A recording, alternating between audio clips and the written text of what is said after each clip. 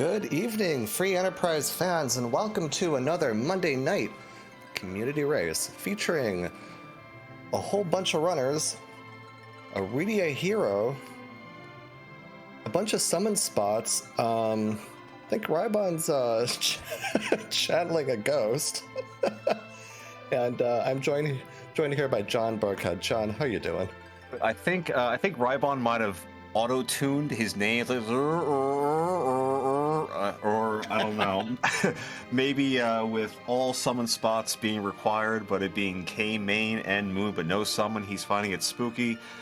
I don't know. Odin's dead. We're seeing him. I got nothing. But this is definitely a very intriguing flag set. How do you feel about Iridia Hero? I think Redia hero is actually pretty fun. She's okay, so this is minor spoiler, but last week there was a race that featured an immediate curse ring start. Redia as a hero is a very good when cursed, unfortunately. So there's one side of that. Because she's, as all the mages are, she's not the fastest, and she kind of gets a bad rap as kind of the worst black mage, but Redia could start with a really good summon out of the summon kit, which is one of our things here. She could also start with a good whip out of the Castlevania kit, which is a whip and 3 crosses. And otherwise, you can get Sylph. Like she's kind of like an average hero. She's not excellent at anything. She's not awful at anything. She's perfectly good to curse if you end up getting a cursed ring. But I think she's a lot of fun. Some might call her the Cain of mages, perhaps. If we do get an early Dragon Whip, that'd be great for fast routing some of the early spots that we have. And it is worth noting that Sylph Glitch is on. With the C hero flag on, her agility is going to be anchoring no matter what. So she doesn't need to be in the center slot for really any reason whatsoever. So I believe we're underway? We are underway. Off to the races. Here we go. See what we get. Oof. Huh. Okay. Well, so you know that part about the cane of mages? I do. Yeah. Well, if he started with an Abel's Lance. I did not know this, but that summoner kit can apparently start you with Bahamut. Bahamut's pretty good. Would you consider Bahamut strats to be effective, especially in the early game? Bahamut is Mega Nuke. Mega Nuke is really good. Oh, okay, I've heard of that. It's gonna take a moment. You do still need to get these 2 potatoes enough levels to get the MP to cast Bahamut, but once you have that, you're kind of off to the races. So we see a couple people running to Watery Pass. We've got one raising the hovercraft, one running immediately into Mystidia. These are all character checks, you'll notice. It's kind of the point of commonality here. We're really looking for, I think, a Cain, a Sid. There's a Cain in Mystidia. Something to just get this party going. Maybe a little bit of loot, and then as soon as Redia gets MP, she's kind of off to the races. Yeah, she might need a little help for sure. I believe it's either 70 or 80 MP to go ahead and cast Bahamut, and she starts with 10. So it will take her a little bit to go ahead and get there, but not all that much. We were talking off-stream about the fact that free characters are on, which we're seeing more with the Blue Moon flags, but that's not terribly common. We have a ton of divergence. Rybon tragically forgetting that there is no free item, and Redia is going to have to go ahead and have a very uncomfortable conversation with her mother in order to perhaps progress the story a little bit. And I did call this I did call this party a potato to start, only in that they don't really offer any immediate damage, these 2 starting characters. But once Redia has MP, Redia is the rock star. It's the Redia show, and it's going to be the Redia show for, I think, a long time to come. It's a potato, I'll say it.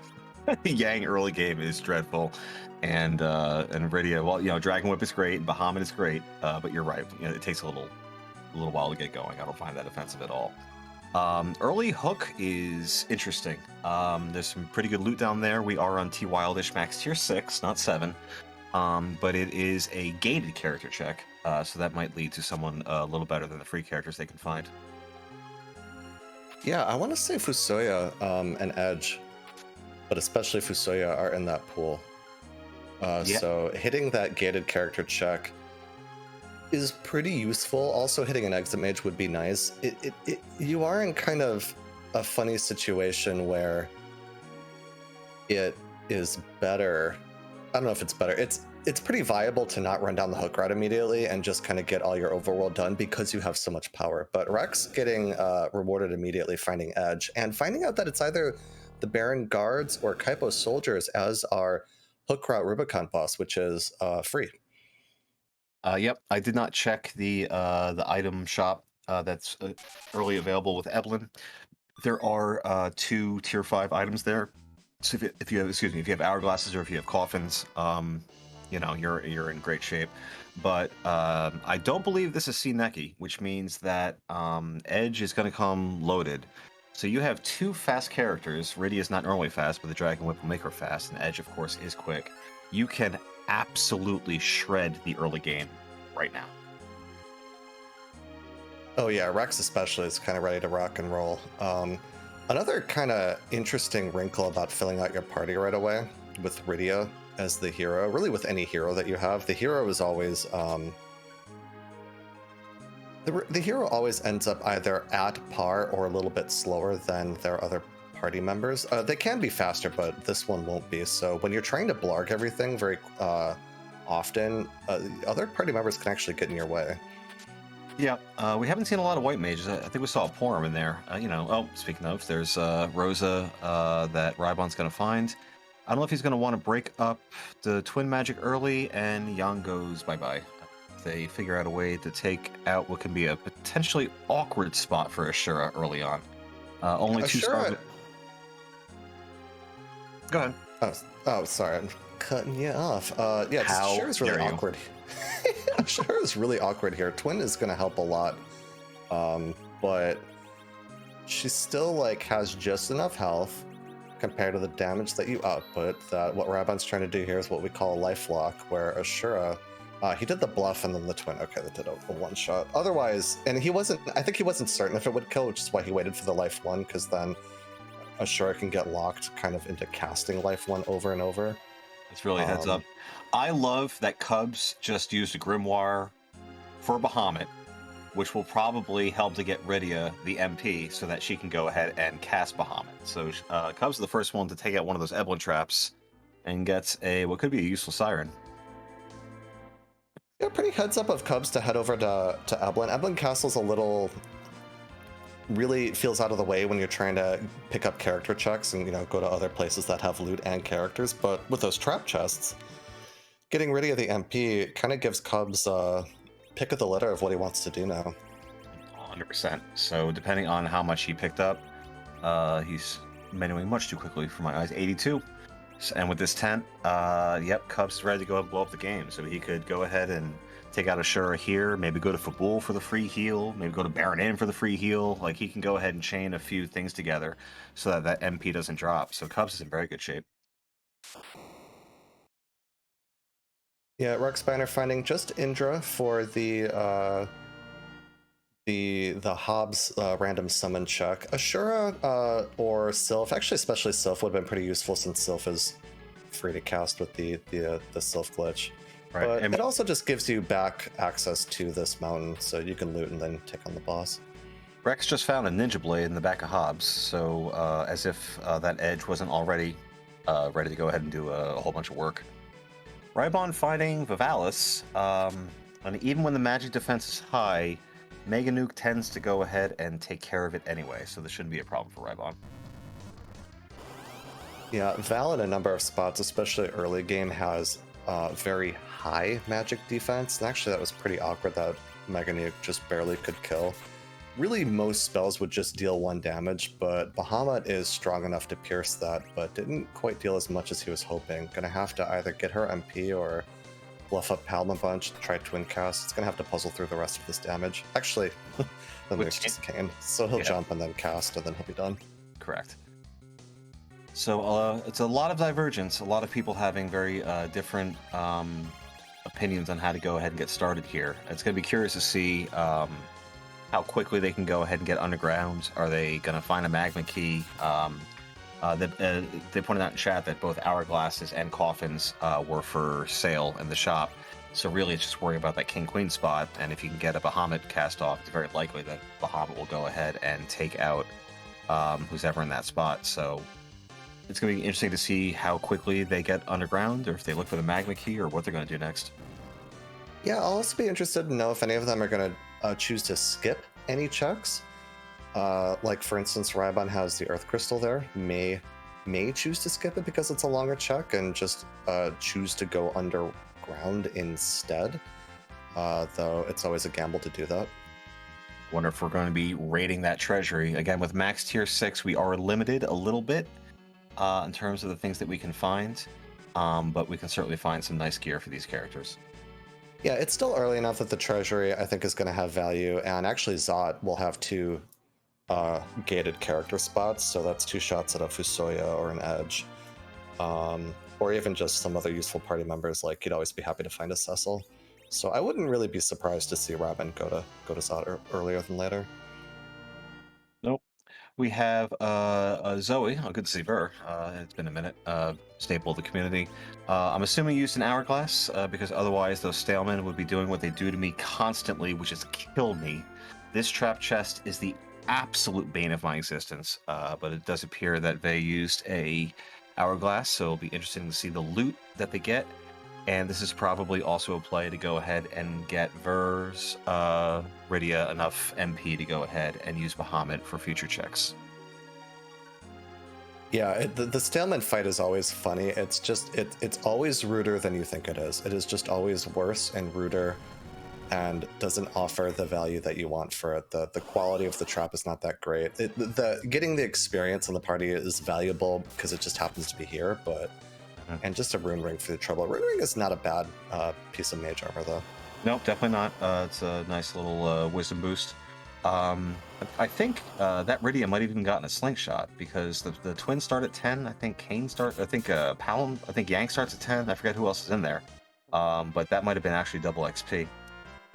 A slingshot for the hero is pretty funny. Also, Zoe finding a cursed ring along this Cave Eblin loot route. So anyone else who had kind of touched that chest leading towards the rest of the cave has that cursed ring, which, you know, later in the game, when Bahamut becomes a little bit less useful, it's basically end game. That'll be really good for your final bosses and for your Zeromas. If they go mages, Palom's utility will surpass Rydia's in the end game. If they find a food like you were talking about, you know, at least Rex is going to eventually have a ninja sword edge. Maybe they're going to end up going melee. I think it's likely that curse ring is going to come into effect as we get toward the later bosses. Yeah, unfortunately, Bahamut is amazing, but Zeromus really doesn't like it when you cast Bahamut. Not only do you get the same kind of nasty nuke counter, though sometimes they'll counter with a virus, but you also end up upping the spell power instead of lowering the spell power of an incoming Big Bang. That might happen unintentionally, so we tend to never see it. Yeah, we could file that under lessons that John learned the hard way, and a very kind Xeno. So I did it in the battle, and Xenocat was in chat. He's like, so let me tell you what you just did. Rybon's got a not pleasant spot to find Plague, and certainly not with Sea Hero. Yeah, this is really nasty. Plague in the back attack spot is so rude. It's so incredibly rude, but Bahamut gets off, and Bahamut solves all. We do have Witchburn. Rick Spanner not allowing us to find out what that Witchburn was at the first spot of Baron Inn, and I think our runners are probably relieved that that's taken care of. So we've got back-to-back sparkles over here. Wow, Bahamut didn't kill. So fun fact, the back attack spot of Ordeals has actually pretty beefy magic defense, and Rydia without just a little bit of gear doesn't actually have a great wisdom stat to boost that Bahamut, especially at low level like this. So having to go back into that fight, I don't know if he's going to turn down the battle speed or what he'll do to adjust, but now that he knows that it might not kill, he'll have to find that last piece of damage. Yeah, either a J item or getting a with where he has Palom in the top slot, so Palom should go second, although Palom's a little bit on the slower side. Even just some kind of additional attack, or if Kane's got a spear, that'll Oh, we're gonna be We're reviving. gonna take this safe. It's gonna be a little tricky. We're gonna get to Rose's turn. Rose is gonna have to life, and then we're gonna have to hope that Plague plays nice and lifes up this party before everyone dies. What often happens to me in this fight is that that one character gets up and then everyone else dies. And then you have to pick them all up. What happened to me in this fight yesterday is I just died. And this is a really, really rude spot. You know, normally you want to go ahead and fast anchor, you know, the early game, but that's a rough decision here. So there's that second count, and that second Bahamut's going to go off. Yeah, We're going to get through this fight. Yeah, he'll be through for sure. Rex was able to go ahead and get his Earth Crystal. We'll see if he's heading toward that treasure, and he's certainly heading that direction. It's a little hard with 4 people. I don't know if anyone has done any cheeky DMS checks, whether at Mist Cave or Waterfall just yet. I don't think I've seen any of the runners do that just yet. When I'm running, I don't mind putting those off a little bit because you might just happen to run into demist along your early game routing anyways. But it's one of those things to do sooner than later, just so you don't forget about it. But meanwhile, we're gonna get rate that treasury from Rex Banner. Rate that treasury!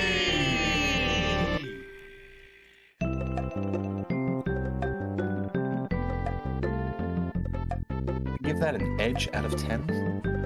I'm gonna give that an edge and a cursed ring out of 10. That was pretty good. And a Zeus Gauntlet, like that was the melee starter pack plus pretty much everyone this seed is gonna end up with a cursed ring.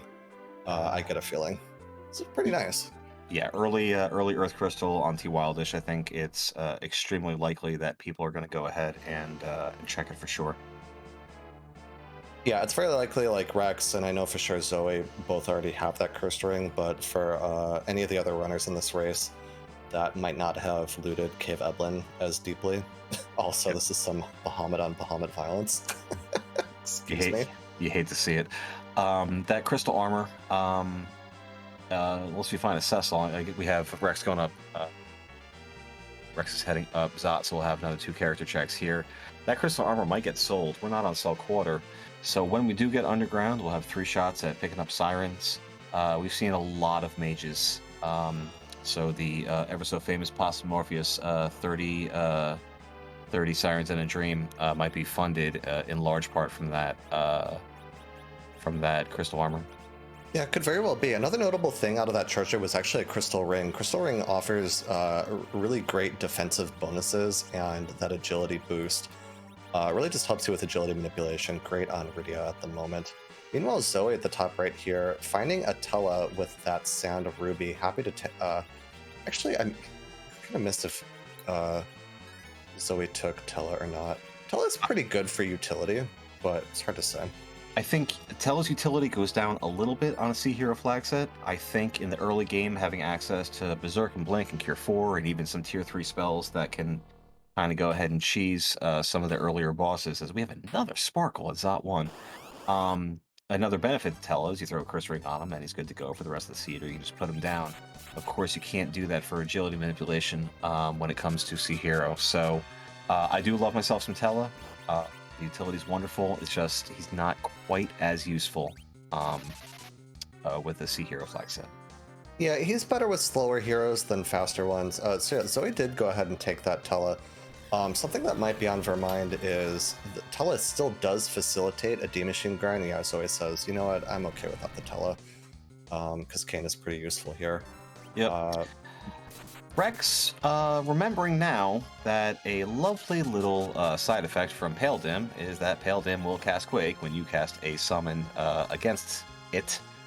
And with 9,000 HP here, you're probably not going to one-shot. So, fortunately, that treasury was made for Edge, and I think Edge will clean up here and we're fine. But that definitely must have felt a little dicey at the moment. Yeah, thankfully, so this is the vanilla Maga Sister spot. So thankfully this spot actually doesn't have very strong magic attack power, so that Quake didn't really destroy the party like it might possibly have. And yeah, I agree. I think Edge is going to... Porm and Rydia would care to disagree with your assessment of the situation from their current dead status. They also don't have the health.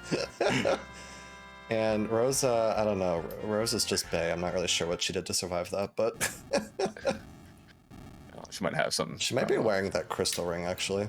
She might, yeah. It is amazing. Defense. Not saving. Love the aggression. There's that Fusoya. Yeah, it's a mop for the ages. We know we have Dr. Luge over at Dwarf 2. That's a happy little fun fact. So that Fu very likely getting into the party. I don't know how many bosses Rex has taken out. So that might be a bit of a potato-ish Fu, depending on where we're at. We'll see who else we get here. And another Rosa. Yeah, I mean, Fu doesn't start out with all the spells, but like a 1,000 hit point Fusoya could still have Virus. I've seen Fu at 1,100 hit points gain Quake. I've seen like 1,400 or 1,500 hit point Fusoya gain Nuke. It really, it's just random. It depends on the seed. This one has 1,000. We're checking spells. We've got Quake already. We're good. We're good. We're good. Not even Seed's bringing up free. the other characters. Seed 3 wouldn't go quite that far. I don't know if Quaking Zeromus is exactly the strats that you're going for. But John, he shakes, so I shook too. But an Octomam here is not much of a trouble. That Rosa, man. Well, Octomam is going to be quaking in all 8 of its boots here, because Quake is still going to do pretty good. Pretty good work. It's a pretty fast spot, too, but obviously as the tentacles go down, and we're one Quake away from this being over. Yeah, so Rex pretty quickly getting through what can be a pretty challenging spot, especially Zot 2. Zot 2 can be a little bit on the root side, so to be able to do that 19 minutes in is pretty impressive. Rayabon just now checking his outline, getting his vanilla sand ruby for his trouble. I just processed that was vanilla. Might go check that character as well. Yep. We have Cubs. Well, let's see if this is gonna kill. Yeah, please kill. Please kill. Please kill. That must have been judging by the destruction of the other characters. I'm assuming that was the second Bahamut cast and not the first. Seems likely. Yeah, Zoe's heading up Ordeals, despite having just eaten the Tella, but clearly looking for experience or key items. We are on K Main and K Moon, as Rex gets an adamant from Zot. I know other people have done Ordeals, and I have no idea if it was a Zonk or not. But should you go ahead and find a Cecil later, that Cecil will go ahead and be online. Yeah, what I was referring earlier to about maybe fading a spot and then, and choosing to just go underground. When Cave Summon is not in the pool, it becomes a little sketchier just because without those 6 summon spots being in the pool, K-Main and the Moon are weighted just a little bit higher, meaning that each individual key item check is a little bit more valuable. And K-Main is weighted pretty heavily compared to the others. It is, for sure. All right, so Rybon, after doing a 20-minute Antlion check, is going to do a 21-minute Baron Inn check, as is tradition. Thank you, chat, for letting us know that it is the Magma Key that you get from Ordeals. Rex appears to be saying, you know what? I don't need no stinking Magma Key because it's guards, and I probably bought hourglasses and coffins, and if I have a King-Queen spot, I'm just going to blarg it. So, looks like Rex is going to go underground. I'll be interested to see if he uses, I just wonder if he's going to check maybe one of the Mad Ogre checks for a little extra XP, maybe get a top tier item, but it looks like he just wants to go fast and get underground immediately. Yeah, it's a bit unfortunate. I think Ordeals is a very reasonable fade. Ordeals probably the slowest overworld check besides the Earth Crystal, but Earth Crystal has character checks to it. Zot really, Ordeals really just being bosses, which are good for Fusoya, but the odds of exactly finding Magma overworld before getting that hook are really, really pretty low. So I really don't blame him for making this play. It just unfortunately isn't going to play out. Right, and the King Queen spot can be very fast and very punchy, as we see. Rex putting the curse ring on. He still does have the Dragon Whip on. That Dragon Whip will increase her agility. So, she's definitely not at agility 1 right now. I Yeah, don't we'll know. see what happens here. I mean, Rydia pretty much has to take the cursed ring for at least this next upcoming fight, because that King Queen spot is surprisingly fast. It's very fast and very punchy, and the Dragon Whip will also reduce the effectiveness of her Bahamut cast, as well as the Cursed Ring will, obviously. So, very much relying on Fu and Edge here. Let's see who the spot is. Yeah, and I mean the edge is pretty beefy, and Fusoya has Quake. It's pretty fine to lean on them. Yeah. Finding Rubicon, I think, is going to be fine. The spot is very punchy. I don't think it has good magic attack. The Vanilla King Queen, where the Fire 2s and Fire 1s barely do anything. So, any direct attacks with that result in a Fire 2 counter shouldn't do all of that much. It's just going to be very fast. I mean, Glare is still Glare. Okay, or if it hits Fusoya. It's not. It's like Glare with glaucoma. I don't think it's really doing all that much. I think he's wearing that. He might be wearing that crystal ring. Yeah, because he's also fading that Fire 2 entirely. Okay, so Rex, now remembering about the Dragon Whip. The agility is already set. Bahamut doesn't need to be cast, and we are an hourglass and probably a coffin away from getting through this hook route. So it looks like, even though Rex is doing the hook route and other people are probably going to do Magma Key, he's going to be the first one underground anyway. Yeah, he'll just be behind that Ordeals check, which really, if he fades for the rest of the game, will work out fine for him because he doesn't need the Magma Key at this point. Right. I mean, with T. Wildish, it's become canon ever since Adamant Cup to go ahead and look for a Holy Sword in Evelyn Traps.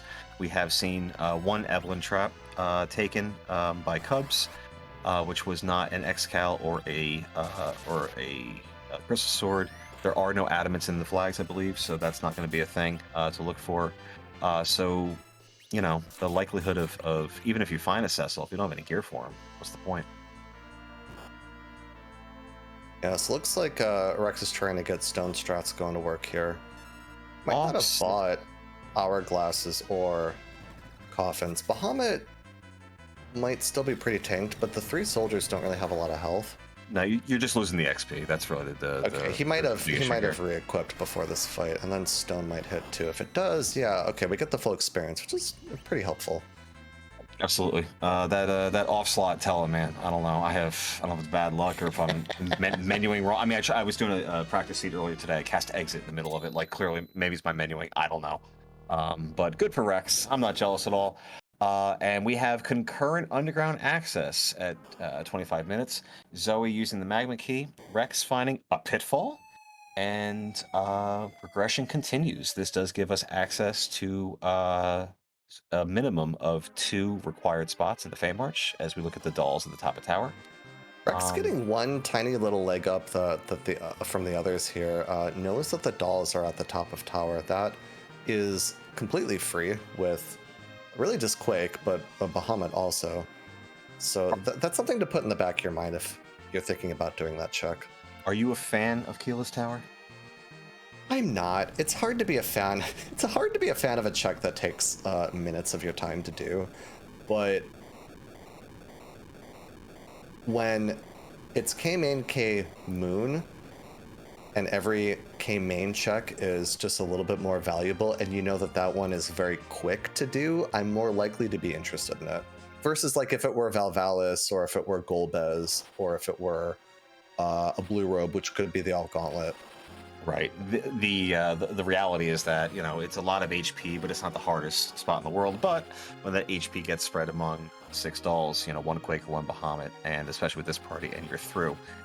Speaking of through, Cubs must have been just delighted to know that his Quake would be useless against Plague, but with some Sylph and some hard work, he's able to get through, so he'll be getting his Magma Key shortly.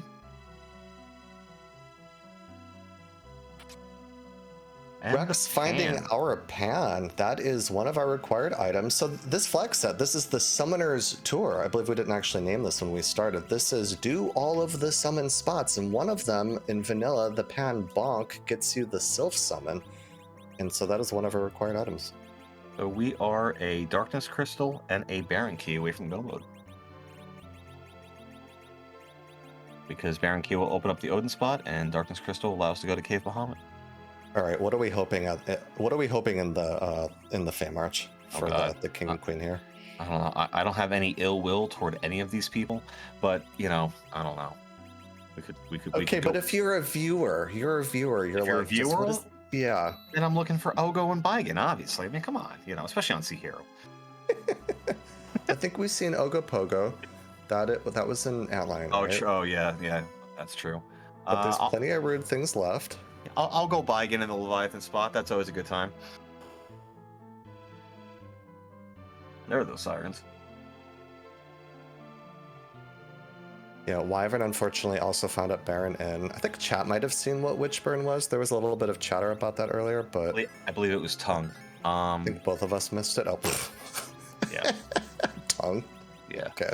Yeah, Neat. like me in high school, it's just a bad idea. But the point is, they're very lucky that those spots are not flipped, because Maga Sisters at the Asura spot would be just dreadful. But depending on if coffins or hourglasses were bought, this is a bold move trying stone here. They're punchy, and this stone might not necessarily hit.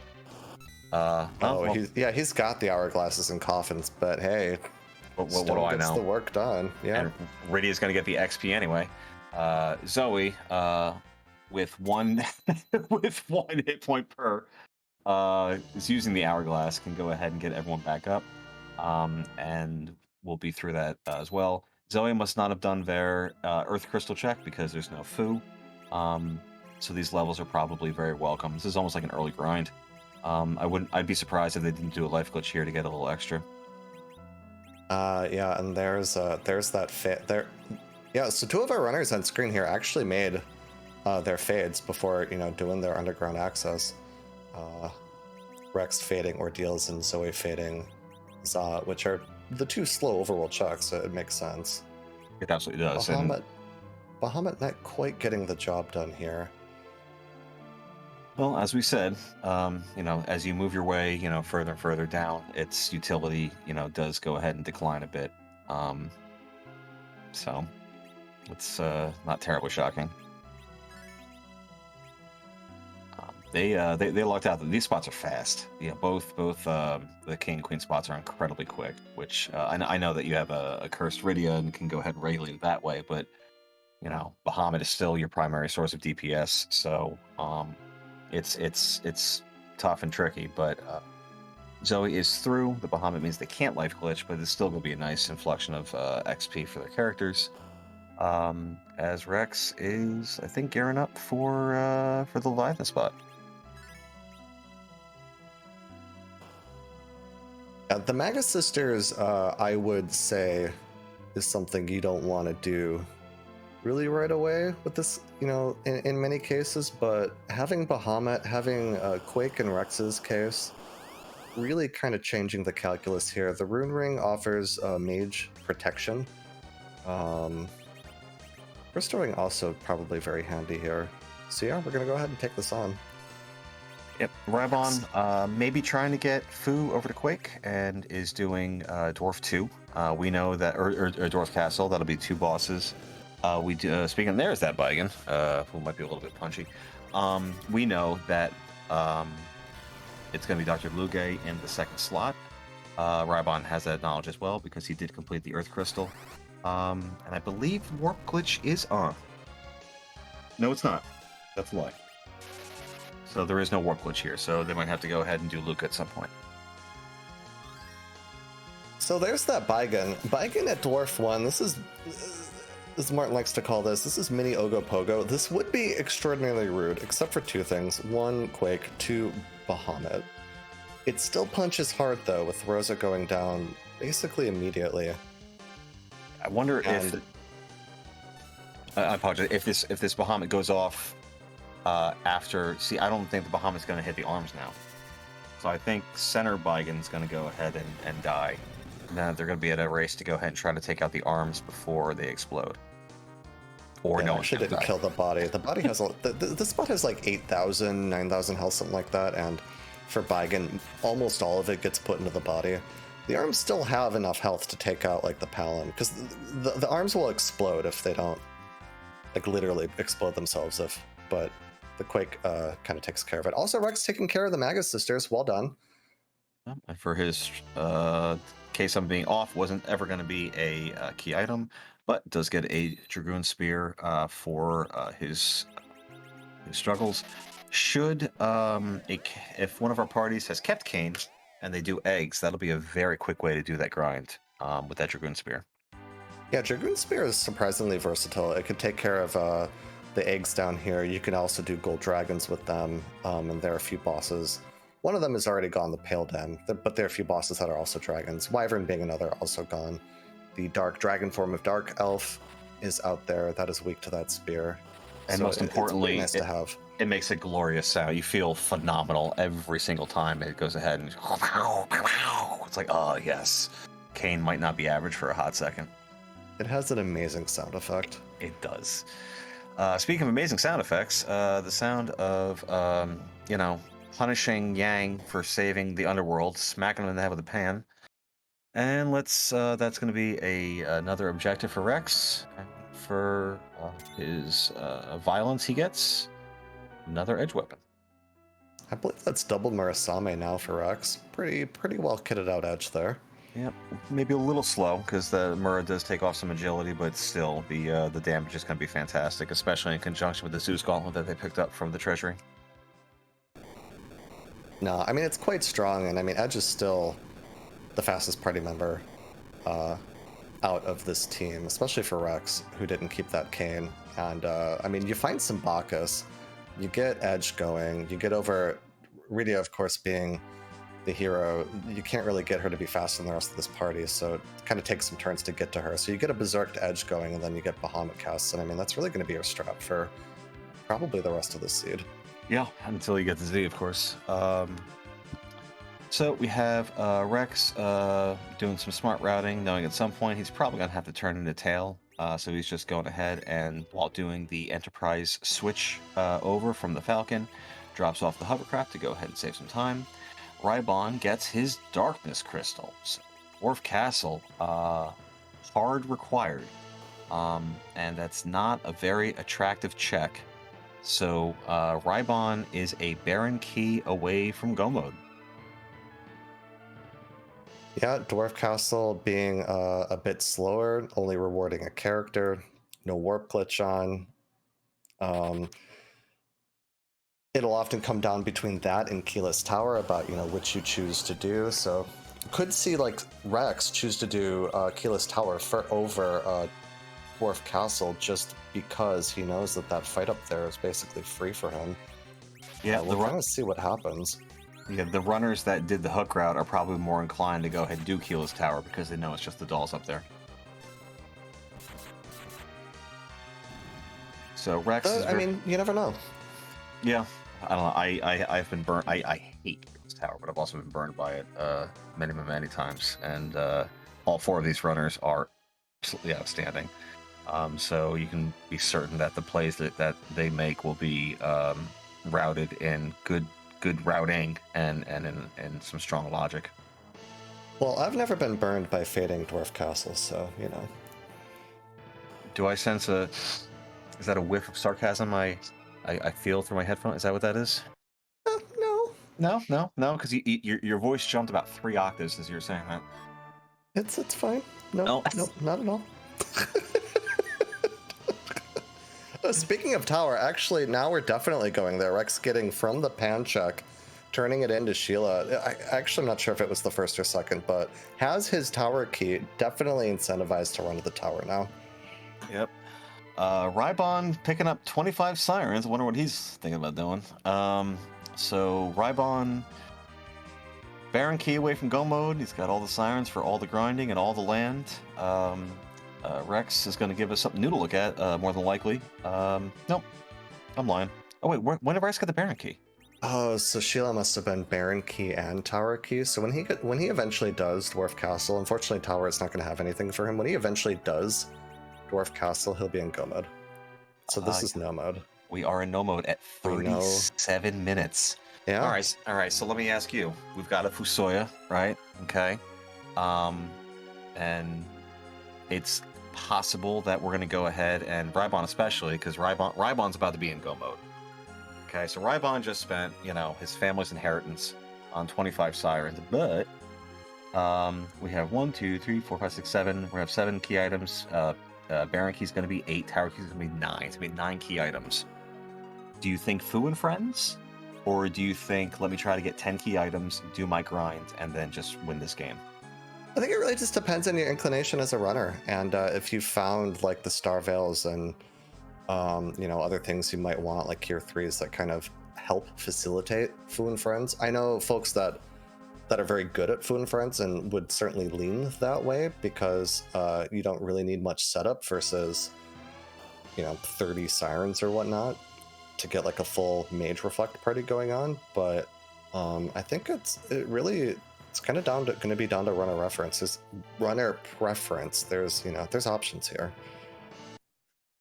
So Rex is taking out Leviathan. I'm curious to see if Rex will go ahead and liberate Baron Castle so that he can save before taking on the Odin Throne, because that spot has the potential to be tricky. There are some bosses down there that can be less than ideal. I know that we have Fu, and I know that we have Bahamut, but that's a very fast spot, so you might want to go ahead and curse Rydia. Maybe he's going to want to go ahead and do an extra boss to try to get Nuke. And it doesn't he's unfortunately got high incentive to do this check because it might be darkness, because he doesn't know that Dwarf Castle has it. On top of the fact that the summit spot would be pretty dangerous at his levels to just YOLO because of certain bosses that could be there. Yep. All right, Cubs is through a less than ideal Magus Sister spots. He does have Kane, so that Dragoon Spear will probably be getting some work for him. So it's very good news for Cubs as he completes his second objective. Rex, meanwhile, finding that 3 imps and a trench coat have taken over Baron Castle here. Yeah, it's gonna be embarrassing. Like, how do you explain that? My fellow Baronians. I mean, it's not embarrassing in vanilla. That's true. They jacked an entire tower, right? Although I feel like there was help. I feel like the Dark Imps in that case were like the henchmen. You know what I mean? Like, you've got Rubiconte down there getting sent off. You've got a psychotic doctor, and while all this chaos is happening, not to mention all the alerts and all the bosses down there, you just kind of like sneak in, as opposed to the Dark Imps being the king itself. Sid, unfortunately, Sid is an amazing hero and Sea Hero, but outside of that, Sid is really not a party member you ever want. So Rex finding him saying, no thank you. Yep. There's a certain Elven Sorrow who'd be devastated. I do love Sid Supersmith. That's fun for the whole family. When we had the 2 weeks of Sid Hero for community races, that was... I enjoy that. I enjoy those weapons a lot. The Fiery Hammer and the Gigant Axe. Oh, so good. And everyone can basically equip the Gigant Axe. So Rex is showing us that Baron...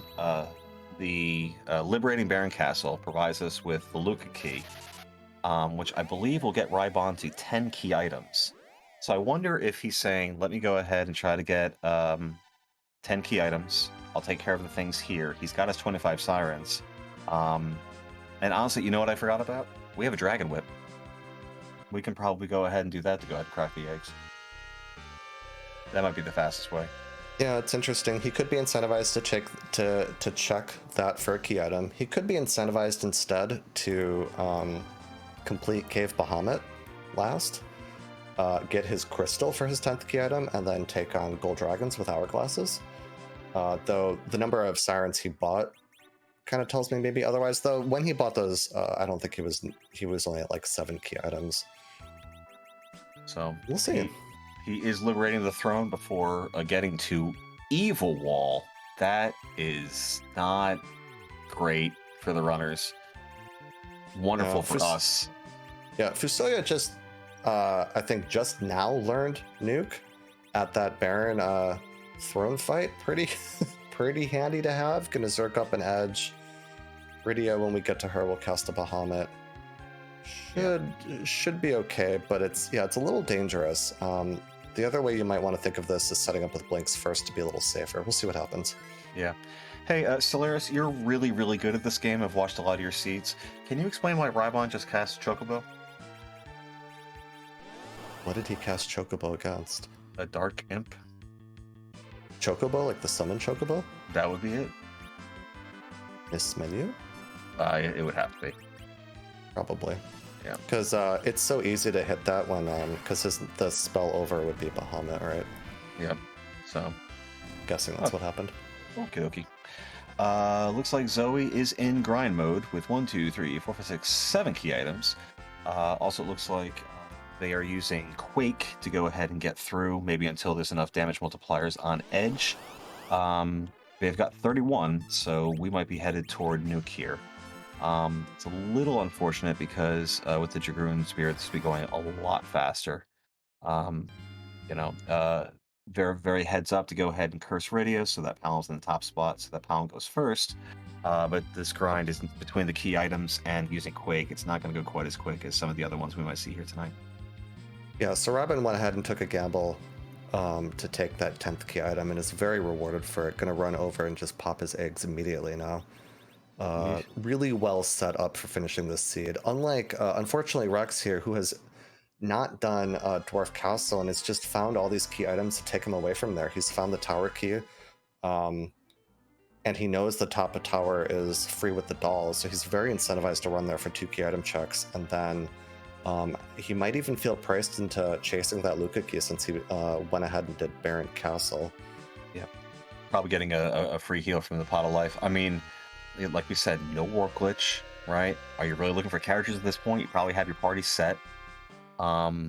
It's a long check. It's 2 bosses, but you're not on a boss hunt. And you have 2 key items at the tower. I mean, that's certainly where I would go. He's kind of disincentivized from doing it. I mean, hey, it's just sometimes rando gonna rando. Whenever you're playing these seeds, you always have to think about, like, you know, what is the place that I kind of don't want to do. Because you always have to, even if you're planning on doing everything, it's just kind of in what order are you going to do it all in. So, and it's very reasonable to fade Dwarf Castle. It's just not going to work out in this particular seed. Absolutely. I mean, Rex has masterfully gotten through, some really nasty spots, and he's just, he's not following. I mean, he's following the math that he has. I mean, his routing led him to Luca. He doesn't want to hedge his bet, so he's following up with it, which is the correct play by most people you would talk to. And then after this, more than likely, we're going up tower, because who wouldn't?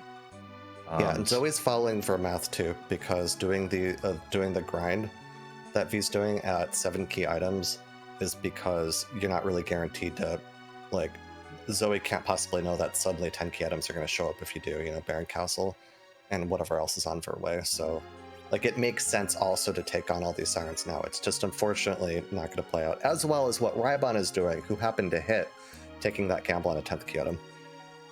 It's fascinating because there's just so many good, smart runners that we have. We have 4 of them on display here. All 4 are very well established in the community, and to go ahead and clearly find 4 legitimate paths and thought processes in terms of what to do and how to handle it. It's fascinating to see the divergence. It looks like Rex is looking to forge, or maybe looking for 10 key items. Maybe not. Yeah, I think this is a play towards 10 key items, and Golbez, not really what you want to fight. So Incredible Magic's attack there with the Star Veil, Golbez will just kind of kill himself, but it takes forever wherever he is, because you got to go through his whole comedy routine, and it's just for this Legend Sword, which Forge is really just a Mist Whip, which is just a stat stick. It's like, ugh. Yeah, not great. A very wise decision by Rex to go ahead and get out of there, because with 66 agility too, depending on the battle speed, you might need to do some run buffering to go ahead and try to get a Star Veil up, or you might be going into a 50-50, all to have to go ahead and warp out of there just for a key item that you don't need. So Rex recognizing all of that quickly and getting out of there. Yeah, and then going to the next logical check. It's 2 key item checks here at the tower, and it is a path towards 10 key items as well. Yep, also doing the top of tower, because when you do the top of tower, you get the item right away. Whereas if you do the super cannon room, you have to wait until you leave the tower to go ahead and see what the item is. So again, really heads up by Rex. It just unfortunately is not the right decision tonight.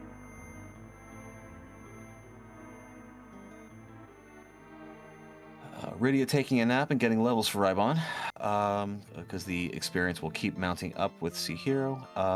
As I guess we're taking turns with Quake. I guess Palm did some, Vu's gonna do some, and Rybon's grind at 68k a pop should be done relatively soon. And then you have to imagine that he's gonna go ahead and head to the Fey March next. It's pretty smart, small bit of optimization. If you're not using the Dragon Whip, which you'd have to get a number of levels or strength gear on Rydia for the Dragon Whip to actually be able to one-shot eggs reliably, but this encounter, like every other encounter in the game, even though you're using a Siren, you can either surprise an egg or you can be surprised by eggs. And if you get the first strike against eggs, the middle character is always going to go first, and then you have to guard away from Rydia. So it actually makes a lot of sense to keep her on the ground. Yeah, the whole thing small minor optimization. The whole thing is fascinating to me, right? Like you're like the siren has got to be like a literal siren, right? Like I'm gonna date myself. I don't know, like a Xena warrior princess call, and like the enemy pops out, and I love that show so much. It's so good. It's so good, but focus, John. Focus. So but so good. Anyway, Gabby. All right, focus, John. You do you can get gold dragons, or you get warlocks, or you get these crazy characters. Like, what does it look like? What does a siren actually sound like? And then what? Like, does it come from the earth? Does a bird drop it off?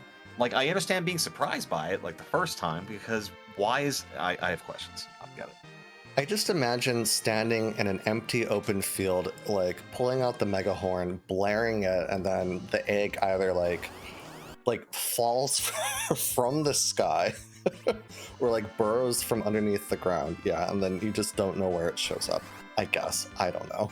Or maybe it just rips a hole, rips a hole through like dimensional space and just appears. It could. I don't know. Poor Rex. By the way, do you know what happens when you charm an egg? I don't. I didn't either until I was asked this question. Okay. It punches you. Twice. Exactly twice? Yeah, like a crocodile. Huh. Wow. That's yeah, don't charm eggs. That's odd. I got it's just another gem of a perfectly coded game. Poor Rex is going to go ahead and be able to check more key items, and he must be thrilled at the moment, thinking, "Oh man, 3 shots over here at Darkness Crystal. This must be the path." But we know that it's going to be either a zonk or a chain to nowhere. Sorry, reacting to chat, processing a statement I just made, eggs punching like a crocodile. Statements that only make sense in context of Final Fantasy IV. I mean, I understood it, you know? And we could follow it up like, listen, maybe the egg is running for office and is trying to work on how to charm the audience, and like a crocodile. I'm like, oh yeah, John, that makes total sense. Absolutely. It's doing its best, Senator. Oh god, okay. Yeah. Bahamut number 2 from the Tower Key. Rex, not very happy about that. No, but gonna check D-Mist, and I mean, I know that the audience always loves to get some magic, so hopefully this isn't Twin Heart. He's gonna hope this isn't Package, because he accidentally went through, although he probably just hard reset out. And we get a Pinktail. Pinktail. Okay. There are no adamants, but I believe that's going to be a tier 7 or a tier 8, which might be useful. I feel like it's just a white shirt. It's always a white shirt, right? Like he can go pick up his white shirt. It's usually a white shirt. It's also often a moon veil when you don't need one. It's a solid item, though. It is a solid item. All right, Rex heading over to Dwarf Castle. He will find his way towards Go mode. Thank goodness. Yep. And definitely has 10 key items for when he eventually does his grind, which might end up being on the moon, whether it's behemoths or gold dragons or what have you. Rybon's in very good shape. He's got some angry kids and old men, and he is stacked. He is ready to go ahead, and I know it looks like he is behind the other people right now because of the objectives, but these objectives are about to go incredibly quickly. Oh yeah, Rybon's basically about ready to chainsaw his way through the rest of this seed. Yeah. I don't even think he'll save in between from one to the other. Doing the harder boss first, which is smart because 1 hourglass keeps everything free. Um, but yeah, this is not long for this world. Still using Bahamut because that will cut through the wall that goes on Cindy, so that's smart. Probably see some quakes, maybe a nuke on Mindy in the front to keep the spells from going out. The magic's high here, not awful, but it tickles a little. Yeah, for party at these levels, though, I mean, Rex took on this fight at much lower level and made it look easy, so Rybon will certainly be okay. Absolutely. Zoe has completed their grind, and will be going ahead to take out Mega Sisters over there as well. Let's see. They're in go mode as well. So Zoe and Rybon kind of neck and neck here. Be interesting to see how quickly they're able to get through. Also, it's going to be very curious to see what boss we have at Cave Value. You know what boss would make me laugh the hardest is the Alt Gauntlet. That would be. It's not terrible there, but it would be fun. It would be fun. It would be fun. It would be funny after all the grinding we've done. Yeah. It's like in the office, Kevin talks about second breakfast. How about second grind? It's also, for some reason, that particular spot having the Alt Gauntlet is like chasing me. I swear I've seen it like 5 times over the past couple of weeks. Oh, that's gross. Doc just rolled me a seed this afternoon that had what could have been required Masamune Alt Gauntlet. Gross. Ooh, yeah, that is gross.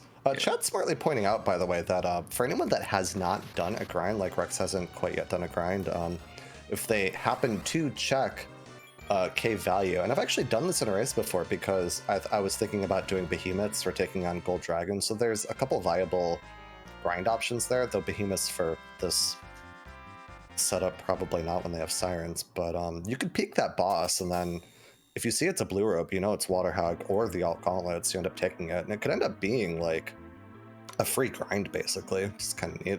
It's very unlikely, though. We don't know what that boss is.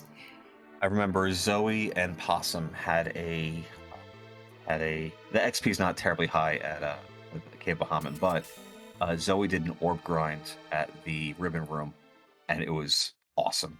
And they blew through. Yeah. It was epic, and their Z fights came down to like seconds, and it was just executed perfectly. And I'd never seen it before. It's like, oh, that's so good. It's so smart.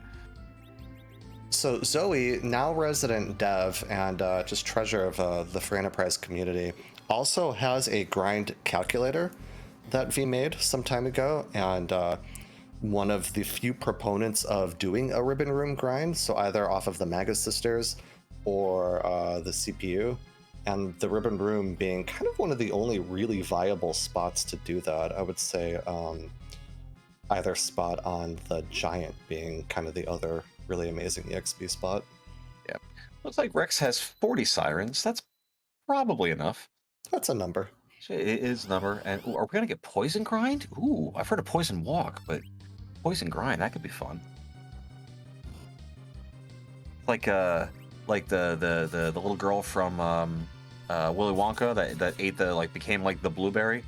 Oh. and like her punishment for stealing all the Sirens from the shop is now like you have to like grind while you're a blueberry. That's a callback. We are old, John. I know.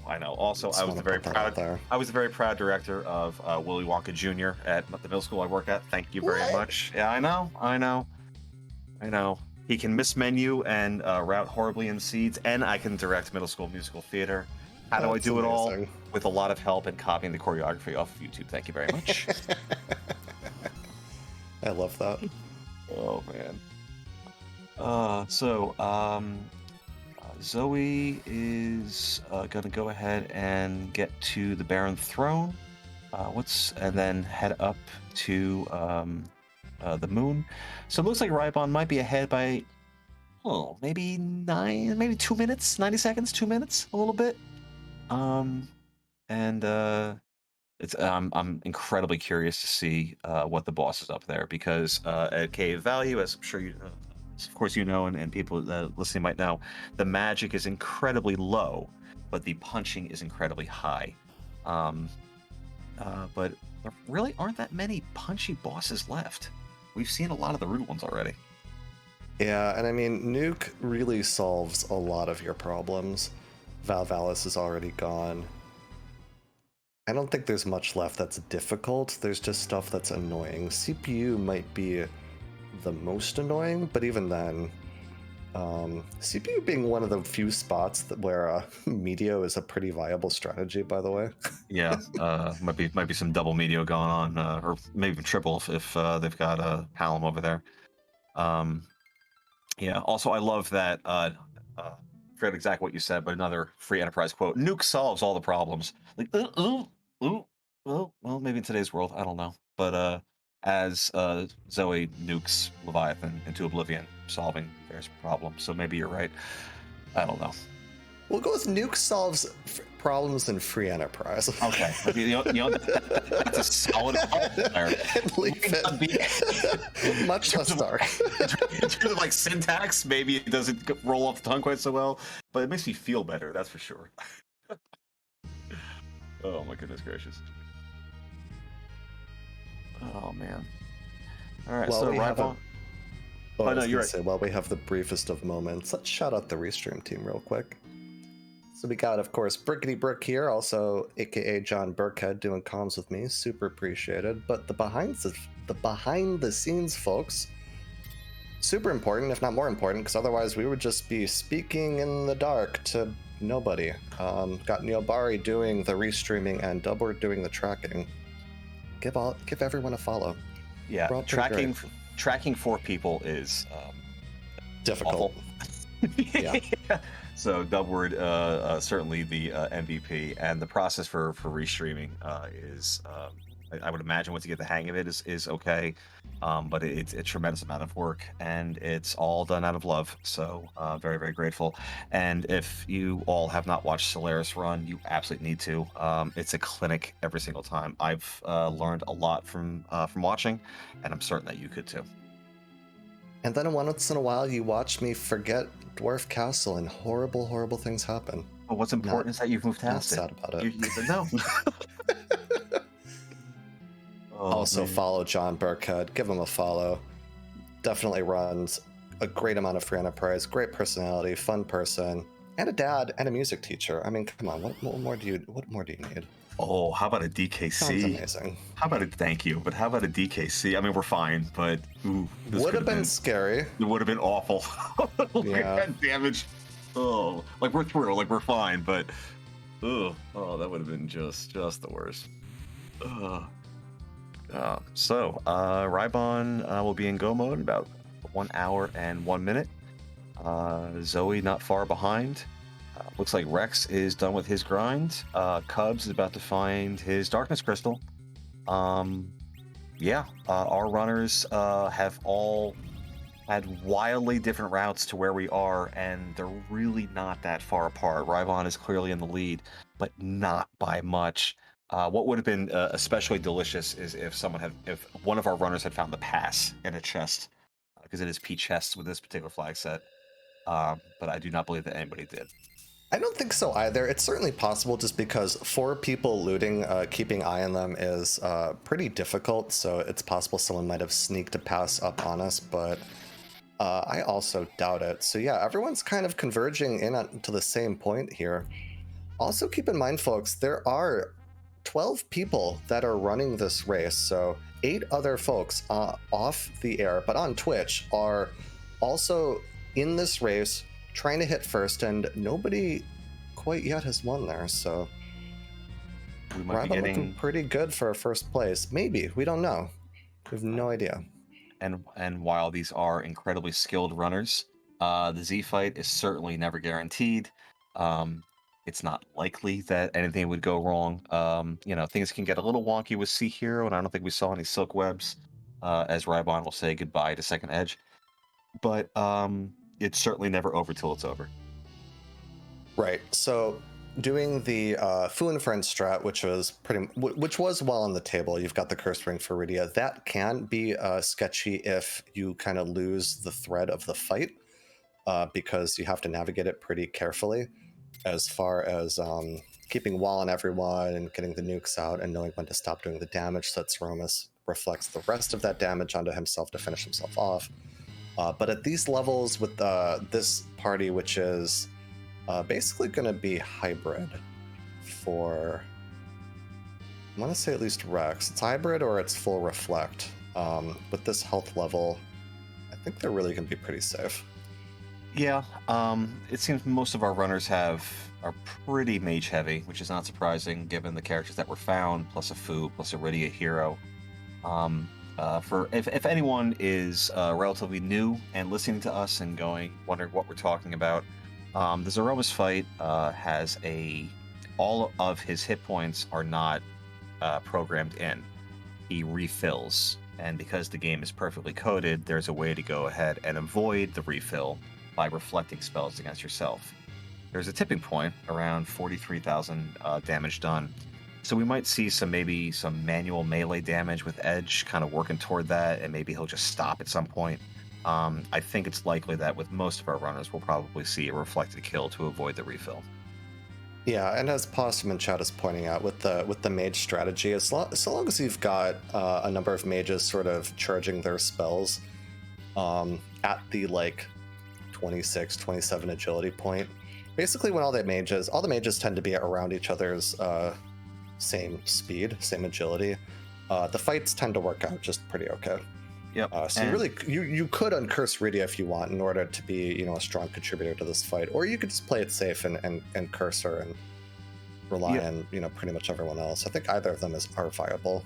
Yeah, there are quote unquote magic numbers to go ahead and get the agility ideal for Z, and it's a little complicated to explain it. But Rybon put on the Dragon Whip, which is going to reduce the nukes, but does get her agility up to 30, which is close to 28. Am I so boring talking about agility manipulation that I literally put chat to sleep? Is that what's happening right now?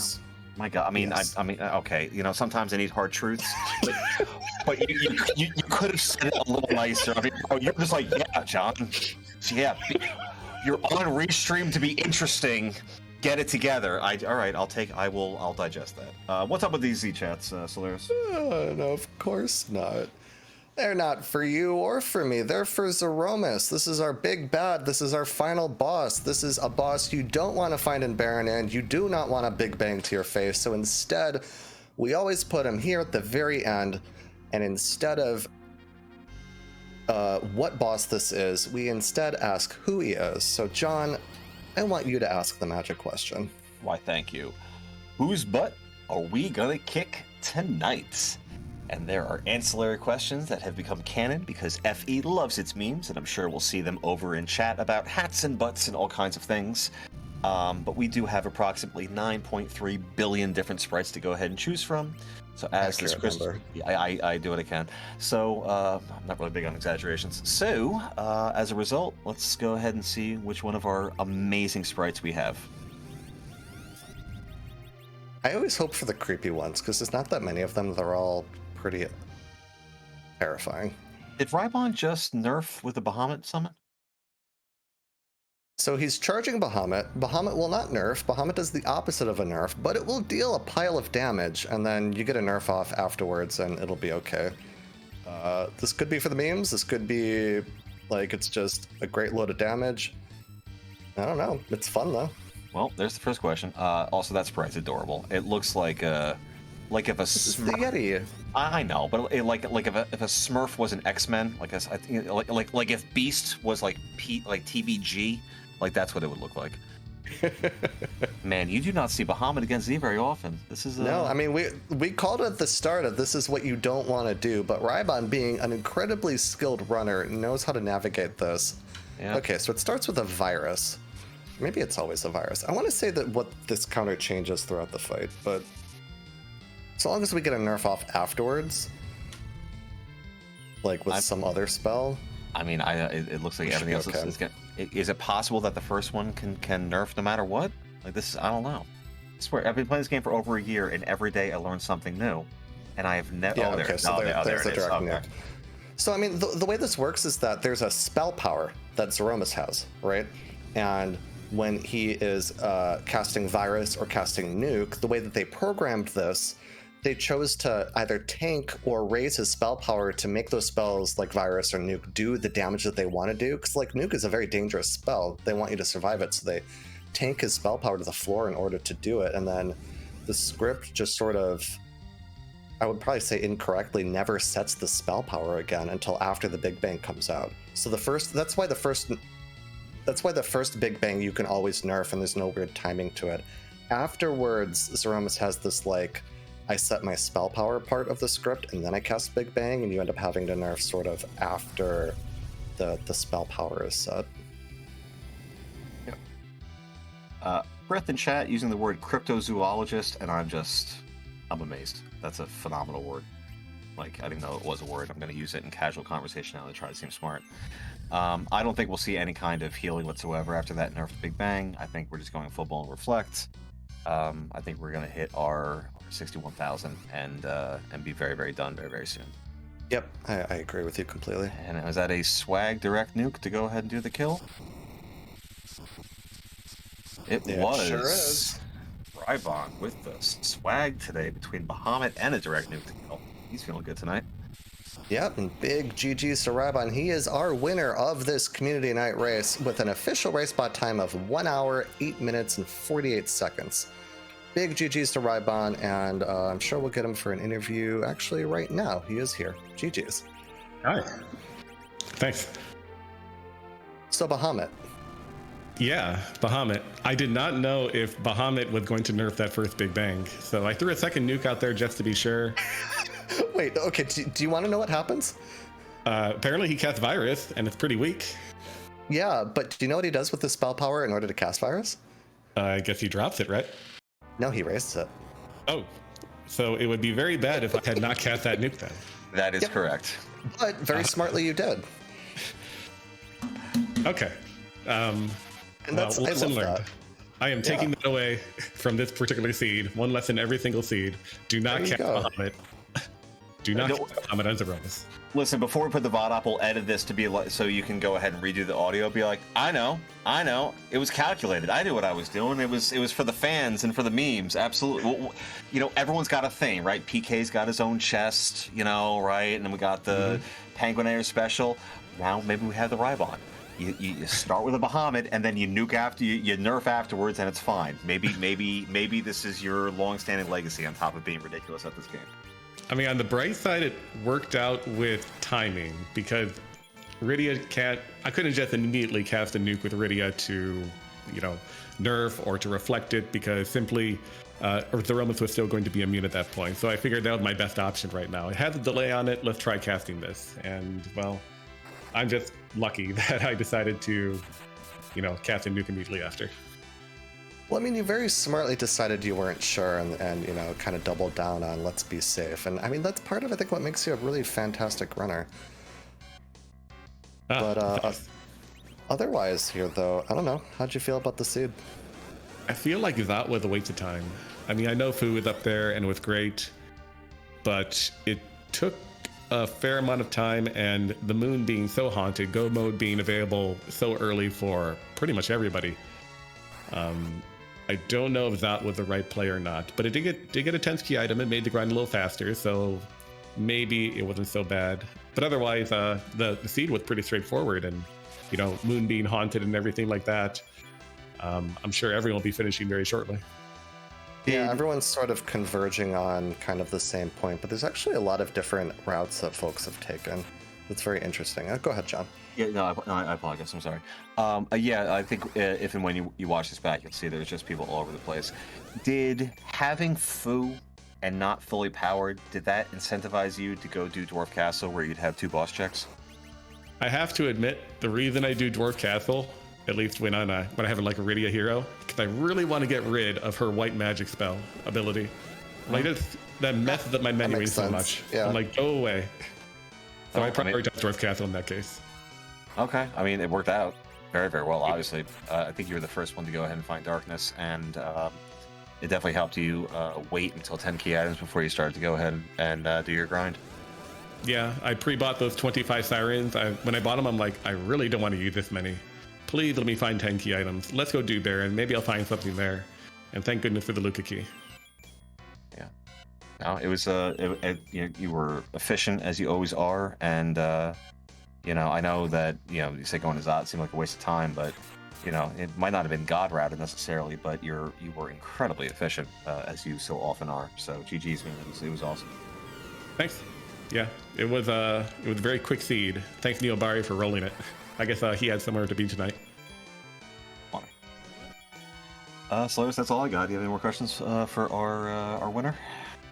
No, that's kind of all I've got too. Just a big GG's to you, Raybon. Oh, thank you very much, Solarius. John, thank you both very much for commentating. Neobari for rolling this fantastic seed, and Dubber for pressing the buttons. Yeah, it was a fun seed, and yeah, look forward to running more. But thanks, y'all. I'll pop out because I think you have a few other people to talk to. All right. Awesome. Until next time. All right. And meanwhile, we've got Rex Banner finishing up. Big GG's to Rex. Finishing in third place. Second place tonight is Tybalt. The time of 1 hour, 12 minutes. Rex Banner with a time of 1 hour, 13:17. And we are joined by Rex Banner. GG's, Rex. Thank you. GG's to the other folks. So, what's that? What is that? Yeah. What are you feeling? Dang, Rybon and Tybalt. I felt like I was getting a really good run that time. Like, oh, maybe, and then nope. So you were. I think when you go back and everything we were talking about this as we were watching. With Dwarf Castle not having warp glitch, right?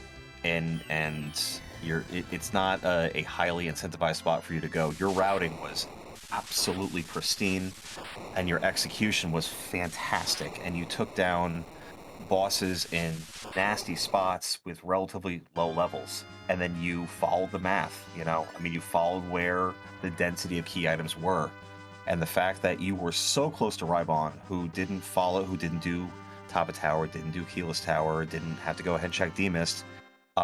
When you factor in all of that extra time and you still finished third overall, dude, you did an amazing job tonight. Yeah, it was a good run. Like, it felt that's probably one of the cleanest runs I've had in a long time. Well, that's gotta be a great feeling, dude. So GG's on that. Yeah, I'm definitely with John on this. I think it was a very clean run, just some unfortunate rando things kind of happening here. Yep, it happens. I just gotta go. It's just one of those things where tonight felt really good, and I'm still happy. Like, Rybon's an amazing racer, same as Tybalt. Like, they're both great people, and it's going to happen no matter what. But it just, like I said, it's the first run I've had in a while that felt just really nice and clean and smooth. We, by the way, loved the play of Fading Ordeals, it had Magma, which might feel bad to point out, but you were essentially the first underground. You were kind of tied with Zoe, and who threw the magma key down the well. And between I think the time it takes to do ordeals and the time it takes to just aggressively say, I'm just gonna forget ordeals and run down the hook ride, I think that was just very, very, very smart play. Well, with it giving me Fu, and Fu had Stone, like, a free boss was even more free, so I'm like, do I want to waste the time going to Fabul first and then going through ordeals? I'm like, with this flag set, there's 2 objectives underground, 3 if you get lucky and hit the pan at Feymarch like we did, so it's like, I just want to get underground. I have the ability to do it right now. Let's just head underground. It makes all the sense in the world. We kind of get into the habit of thinking, like, if you can find the magma key, hook route. I mean, we have a whole Falcon % we're trying to go because the hook route can be so nasty, but everything you said just makes total sense. And sometimes, especially when you're in the race, if I'm just sitting here, hanging out with Solaris and just cracking jokes, like, oh yeah, it's really easy to have the clarity, like, oh yeah, why don't you just go ahead and down the hook route, it's free. But when you're in the race and you're being restreamed, it's not easy to go ahead and have the mindset of like, wait a minute, is this really the smart thing to do? And you did, bro. You ran a. I mean, there's a reason why you were always in the tournaments. You know, always in brackets. I mean, please be kind to yourself because it was a pleasure to watch today. Oh, thank you. It was a lot of fun. Always enjoy these community races. Yeah, fun seed. Any other thoughts about kind of how the seed went, or Bridia Hero, or any of that kind of stuff? We had too much power off the start. Dragon Whip mixed with Bahamut. It's just like, come on, like, let me have a challenge. Make it a little hard. Give me a Porum and a Tella. Like, but no, it just gave us all the power right from the start. So, zoom. Yeah, I mean, it's not very often that a Rydia Yang start is like, okay, look at all this power, but in this particular, very specific case, it definitely was. That's a good point. Yeah. But GG's to all the folks. Thank you to Rickety Brick and our Solaris for the wonderful commentary. Thank you to Dubword for fighting off Possum with the buttons, and thank you, Neil Bari, but could you please not give us all the power at the start next time? We'll send Scala a letter. We'll work on that for you. Alrighty, thank you, folks. You folks have a good evening. You too. Bye, Rex. All right, now we are joined by Zoe Vermillion, who finished 4th place at a time of 1 hour, 14 minutes, 30 seconds. GG, Zoe. Thank you. So, it's an absolute... Yeah. How do you feel about Bahamut? I cast it, like 3 times during the seed? It didn't matter. Yeah. Yeah, no, that was not where the power was in this seed. The power was at edge, the start of the full moons. Yeah, so walk us through then. Yeah, you get that Bahamut right away, but yeah, walk us through like how you were feeling about that seed, choices you made, that kind of stuff. Yeah, so early on, I was looting around trying to find something to get me going other than Bahamut, because I still have to have, MP to cast it, so you got to clear those first couple fights. So in doing that, I went and found the edge, and I had seen the full moon, so I grabbed a couple of those. Had the hourglass, and when I found the Staleman chest, I was like, we'll just take it and just hope. And then it was a rune ring, so it wasn't really that big of a deal. But overall, I just felt like after I got that, after I had the cane, that I really didn't need Rydia's Bahamut that much.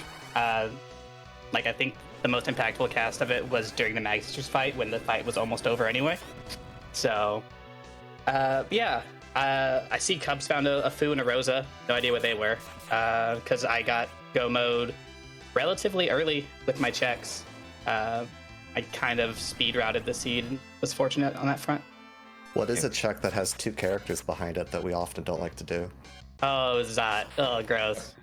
Yeah, and I think Rosa might have been a free character on Ordeals, I want to say. Ordeals? I did Ordeals, so it wasn't. She wasn't there. Okay, she must have been on Hobbs. That might have been it. I don't know. Yeah. But overall, this is a fun flag set.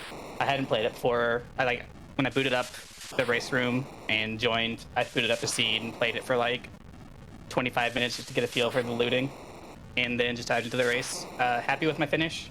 But I do want to mention, I laid out 4 questions at the start of the seed. I want to answer those questions for you. When is 5.0? Whenever being board finish. Where is 5.0? It's at least started. How is 5.0? It's good. Thanks for asking.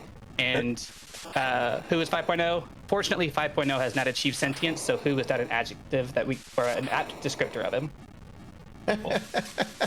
I very much appreciate that. By the way, speaking of names, if you go back and see everyone's naming schemes, you might want to look at Rybon's. Okay, I'll take a peek. Yeah. Take a quick little peek at it. Yeah. I'll take a peek. As someone who always says thank you to their Alexa, just in case our robot overlords, overtake us, and I want them to remember I was polite, I'm glad to know that, 5.0 is not going to, at least at this exact moment, take over the world. Yeah, hopefully not. We'll see what happens when it comes out. But beyond that, thank you so much for commentating. Thank you for tracking. Thank you for restreaming. This is my first race since my AC race versus Simbu, and then I promptly dropped. So it's nice to get back into the racing chair and realize that I can still do this. So Yeah, thank you for putting on a great show. You put on a clinic, basically. The kind of only thing that really ended up going other folks' way a bit more than yours was just like either finding 10 key items or hitting the go mode a little bit faster, basically, like, you know, less checks, basically. So, I mean, you put on a clinic. It was great. Very well run. 2.5 minutes between me and Tybalt. I spent an extra 2.5 minutes looting at the beginning of the seed, trying to luck into a pass on PHS. I don't regret the decision, so I'm happy that the way it turned out. But I'll let y'all get to Cubs if he's up for one. So thank you again. Have a great night, everybody. Always great to see you. All right, and that was Zoe Vermillion. We are going to be joined by Cubs in just a moment here. And after our interview with Cubs, don't go away. We might, and by might, we definitely have an announcement that, so you'll want to stick around, folks. Oh, But my goodness. meanwhile, Cubs finishing in 6th place, the time of 1 hour, 20 minutes, 41 seconds. And in between Zoe and between Zoe and Cubs was Dipwood finishing in 5th place with a time of 1 hour, 17 minutes, and 24 seconds. Well, I don't know if Cubs is coming in or not, but I do know that we got to watch 4 quality different routes to very efficiently take out a what had potential to be a very nasty seed. This was a lot of fun, and I had a blast doing this with you. And there he is. We are joined by a Cubs. GG, Cubs. Hey, buddy. If you are talking, we cannot hear you. Is this because the Mets and the Cubs played each other last series? Oh, maybe it is. Oh, good. Cubs. Okay. Looks like there just might be some brief Discord issues. We'll get them in here in a moment. In the meanwhile, yeah, that was a delight. It was fun to watch. You never know with objectives when you have to do everything, whether it's going to be like super quick or not. Do we have the Cubs? Is he trying to nerf the comms?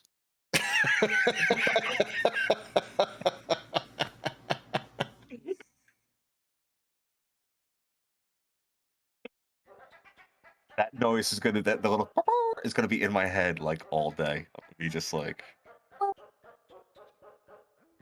he's using Eddie's strats. Yeah, these are just Eddie's strats. Yeah.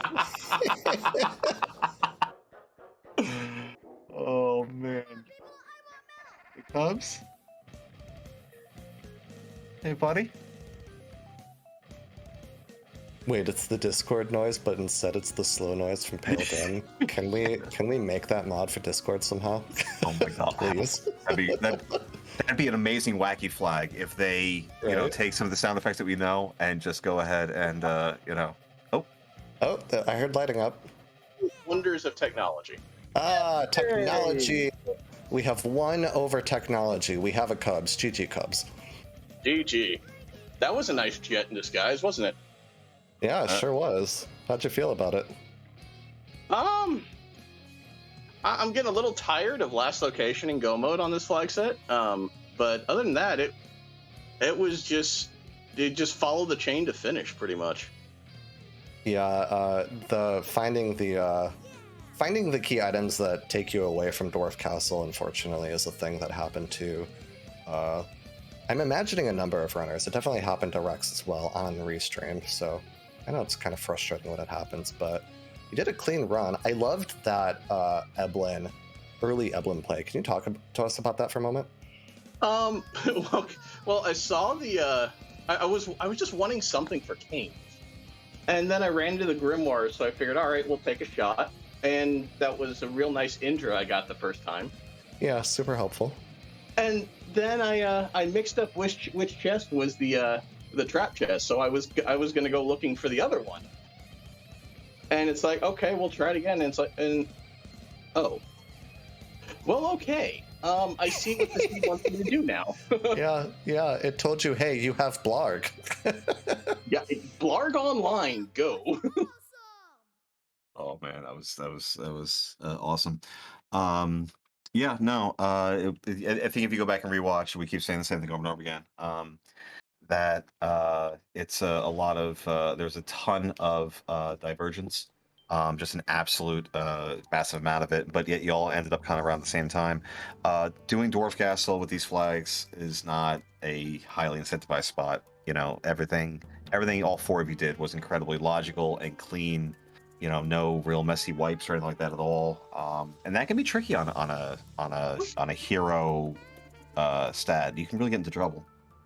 It was kind of when I got underground. I was going to dwarf first, and it's like, well, let's just go see what the objectives are first. And well, we saw what happened after that, but it felt like kind of a coin flip doing dwarf immediately or going to Feymarch. And if Feymarch hadn't been doable, I think I would have ducked out and gone to dwarf. It just happens. Yeah, that makes sense. I mean, how often do you hear do your objectives, right? Like, well, that's where they are, so go there. I mean, it makes complete total sense. That was a lovely Mega Sisters, though. That's not something you want to see at that spot. No. No, I mean, better there than Ashura, but it's definitely not. Mega Sisters are one of those bosses where it's rare to be like, oh, good. You know what I mean? Like, oh, how lovely. It was just the perfect Edge starter kit in the treasury. So it's just like, okay, Edge, please, Edge, please. Yeah, that was pretty loaded. The Foo was nice, but I think it could have done without Zot. Oh well. Yeah, you're not the only runner to name that actually, and it turned out to not be required at all this seed, but it's a pretty reasonable check early on. I was thinking about just fading ordeal, period, but after the Foo, you really want that's a lot of spells, and still searching for nuke. I wanted to see if it would pop early. Makes total sense. Yeah, makes a lot of sense to me.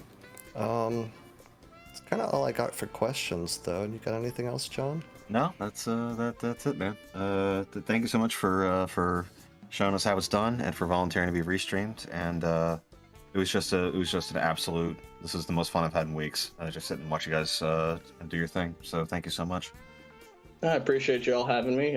Thank you very much, both of you, Solaris, John, doing the talking thing, Dubword, pushing the buttons, and Neo. I guess Neo had somewhere to be tonight, so I will jump on out of here and let whatever's going on go on. Have a good night, all. All right, sounds good. Thanks, Take care, man. Cubs. All right, so we are meanwhile joined by Scala Kitty. Hello. I think we've got an announcement to Hello. make. Let Scala take the floor. We do. I'm gonna let Neobari swap things over, and then there will be a thing. So, Oh Up. snap! in the night sky, between the thousands of stars twinkling across the heavens, floating in the unending sea of space, sit the dual moons. They represent two differing destinies, twinning paths to the same goal for those who choose to walk them. So welcome everyone to Highway to the Zenith Zone 5, the Dual Moons. This year's Highway to the Zenith Zone tournament will be unlike any we've had in free enterprise history. This is not just one tournament, but is in fact two simultaneous tournaments running at the same time. Players will have to decide between if they want to enter the Blue Moon tournament or the Red Moon tournament. You cannot enter both, you have to choose one or the other. Each moon will be using the flag sets that we have previously revealed in the Discord during their entire tournaments. We highly suggest that players try out both flag sets before making a decision on which moon tournament to enter.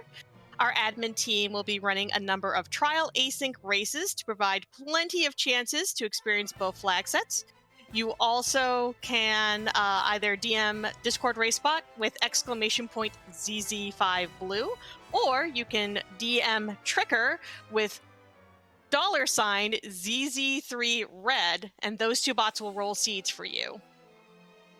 Now, the Red Moon is our more difficult flag set, but we're having it be completely open to anyone who would like to challenge themselves. The Blue Moon is our slightly more relaxed flag set by comparison, and in addition, the Blue Moon is a gated tournament. We're requesting that those who have made the top 32 in 2 of the last 3 major tournaments, that's Lollyho League, Zima Zone 4, and the Adamant Cup, or finished first in any previous tournament, to please enter the Red Moon tournament. You're totally fine to ask us about this requirement. Feel free to reach out with questions about this. But yes, just gated tournaments this time around. Anyway, we're also going to let you know a little bit about the format. The format for each tournament is going to be double elimination bracket for its entirety. All of our entrants to a particular moon will be randomly placed in our waxing, that's our term for upper bracket. Any losses in the waxing bracket will move that player down into the waning, our term for the lower bracket. A second loss will eliminate that player from the tournament. Matches will be best of 1 until we get to the quarterfinals of the waxing bracket and the last 4 rounds of the waning bracket, which will then switch to best of 3 in those brackets. Players will play in a maximum of 1 set of matches, either best of 1 or best of 3 each week. The only exception might be the waning bracket finals might have to be truncated for scheduling, but we'll keep you all informed if we need to do that. Also, unique to this format, we will be crowning winners for both the waxing bracket and the waning bracket of each moon, allowing for 4 champions in total. And if anyone is unfamiliar with how double elimination brackets works, over on the Discord, we'll have a link to an example bracket on Challenge, so you can see how that works. I will also very quickly drop that link into the Twitch chat. So we're going to have a full rules document, projected schedule, and all those sign-up sheets. Those are going to be available in the next few days. We're just making sure that we have all of those details ironed out before we officially open everything. But we wanted to give this a big announcement because we want people to sort of start thinking about which tournament they'd like to enter, and that way they can sort of focus in on their practice. And we want to thank absolutely everyone for all of your continued patience with us, for all your continued support. The admin team has been working incredibly hard on this tournament already, and we really hope that this is going to be a very exciting event, and we hope that it's one that lots of people will enjoy. So I just ask all of you out there, which moon is calling to you? Which path will you choose to follow?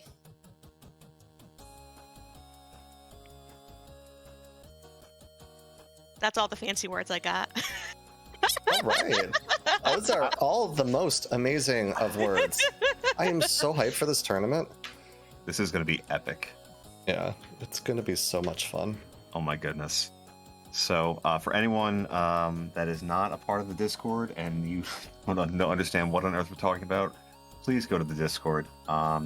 These tournament times tend to be the very exciting times of the year for the free enterprise community. And even if you're just getting started or just want to go ahead and watch, I know I personally got my start watching one of the tournaments, and that's what got me hooked on it. So a lot of wonderful, kind people. With that bomb that Scala just dropped, things are about to get very real. I'm beyond excited. Let's go. Let's go. That's wonderful. Also, thank you to everyone who is very kind about the artwork. Oh, it's gorgeous. Oh, it's stained glass is just always. And then the blue and red making purple in the middle. I mean, come on. Yeah. I mean, look at that shading. Thank y'all. Thank you. So good. I worked very hard on it since we decided yesterday that we were going to do this announcement. But it's been some time in the work, right? Yes. Words are hard. Yeah, we've been at it for some time, but we're so excited to finally actually get to share. Yes. So we hope that you will all have a lot of fun coming up. We're hoping to get everything started probably by mid-August, just to give everyone sort of like a general timeline. But yeah, I just hope that everyone will enjoy. And I hope that this will be a really fun experience. Like I said, this is something completely different that we're doing this time around. But I think it's going to make it so that way folks can really sort of hone in on one flag set. And we're trying to also to keep this relatively short so that we know when it burns out. That includes the admin team. So yes, but keep an eye on the Discord. More than likely, we'll also have more information on our Twitter. There definitely will be links other places. So don't worry, we'll definitely have all that information for you. But I think we are pretty much done for this evening. Yep. Do we have a wonderful place to bring all this energy? Yeah, we do. We're gonna be heading over to Dr. Cossack. Doc is running ZZ5 Blue Moon practice. So now y'all know what the Blue Moon and Red Moon are about. No spoilers for this race, though.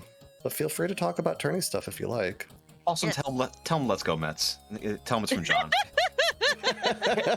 He'll know what it means. But thank you all, and I hope you all have a wonderful rest of your evening. Thank you so much to John, to Solaris, to Dubward, to Neobari for letting me kind of barge in here and take over at the end.